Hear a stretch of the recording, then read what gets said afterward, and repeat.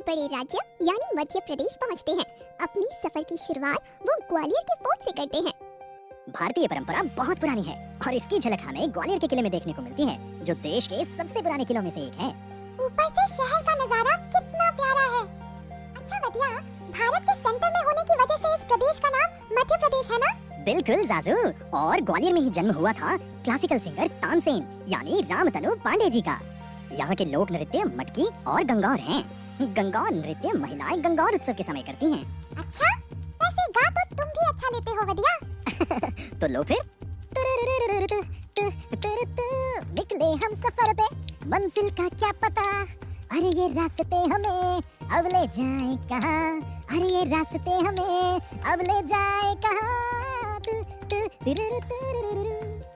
हंसते गाते दोनों ओरछा पहुंचते हैं। दोस्त, अभी हम बुंदेलखंड इलाके के सबसे पुराने शहरों में से एक शहर ओरछा में हैं। ये शहर बेतवा नदी के किनारे बसा हुआ है। वैसे मध्य प्रदेश की सबसे बड़ी और महत्वपूर्ण नदी है नर्मदा नदी। वदिया, मुझे तो ये किले बहुत पसंद आ रहे हैं। अब चलो जल्दी से दूसरे किले की ओर चलते हैं। ओरछा से दोनों खजुराहो की ओर चल पड़ते हैं। रास्ते में वदिया जाजू को बताता है कि मध्य प्रदेश कपड़ों के मामलों में काफी आगे है और यहाँ की महेश्वरी और चंदेरी साड़ी दुनिया भर में फेमस है। दोनों खजुराहो के मंदिर में घूम रहे होते हैं। जाजू, मध्य प्रदेश में हमें इतिहास के बारे में सीखने को बहुत कुछ मिलता है। जैसे खजुराहो के ये मंदिर मिडीवल सेंचुरी में चंडेला डायनेस्टी द्वारा बनाए गए थे। अरे वाह, तुम लोगों ने लेकिन इन्हें बहुत अच्छे से मेंटेन करके रखा है और इनमें कितनी डिटेलिंग के साथ काम किया गया है। हाँ, तभी तो इन मॉन्यूमेंट्स को यूनेस्को द्वारा वर्ल्ड हेरिटेज साइट्स घोषित किया गया है। इसके साथ सांची स्तूप और भीमबेटका रॉक शेल्टर्स को भी यूनेस्को द्वारा वर्ल्ड हेरिटेज साइट्स घोषित किया गया है, जो मध्य प्रदेश में ही है। अच्छा वदिया, सांची स्तूपा वही जगह है ना जिसकी फोटो 200 के नोट पर होती है? बिल्कुल सही दोस्त। सांची स्तूप की बौद्ध धर्म में बहुत मान्यता है। इसका निर्माण Mauryan emperor Ashoka the great ने करवाया था और आज के समय में भी मध्य प्रदेश तरक्की की राह पर है।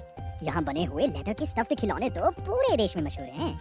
इतिहास की बातें करते हुए दोनों जबलपुर पहुंच जाते हैं और सड़क के किनारे एक ढाबे में खाना खाते हैं, जहां उन्हें मध्य प्रदेश का लोकल दाल बाफला खाने को मिलता है। दाल बाफले खाते हुए वदिया बताता है, जबलपुर विंध्या रेंज के पास बसा हुआ शहर है और शहर से नर्मदा नदी होकर जाती है। जबलपुर अपने मार्बल के लिए बहुत फेमस है और मध्य प्रदेश में ही डायमंड एंड कॉपर यानी हीरे और तांबे के सबसे अधिक भंडारण हैं। अच्छा, वैसे ये नेचुरल रिसोर्सेज बहुत जरूरी है, इसीलिए हमें इनका सावधानी से इस्तेमाल करना चाहिए।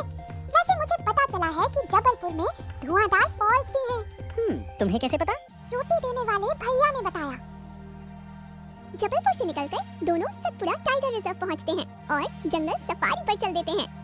मध्य प्रदेश को टाइगर स्टेट भी कहा जाता है क्योंकि दुनिया की लगभग 10% टाइगर्स की आबादी यहीं पर है। धीरे बोलो दोस्त, हम अभी एक टाइगर के पास हैं।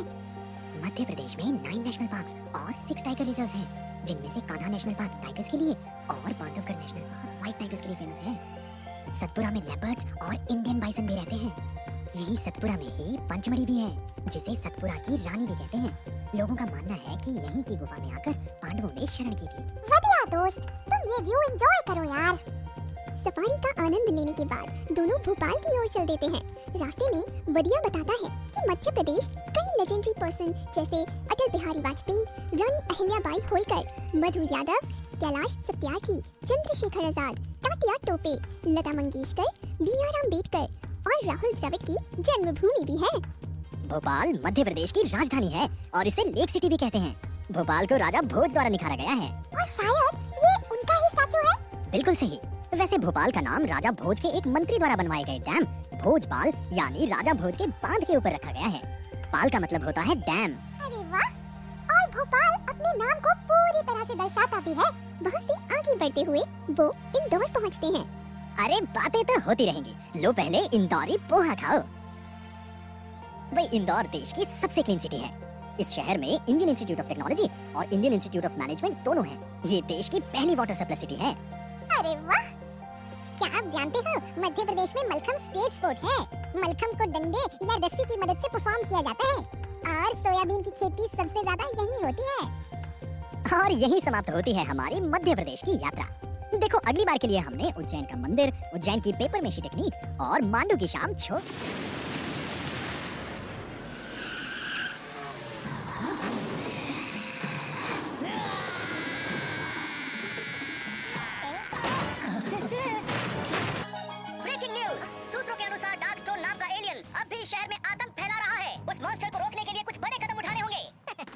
Dark stone. डर भी डार्क स्टोन से डरता है। अपने आप को सरेंडर करो।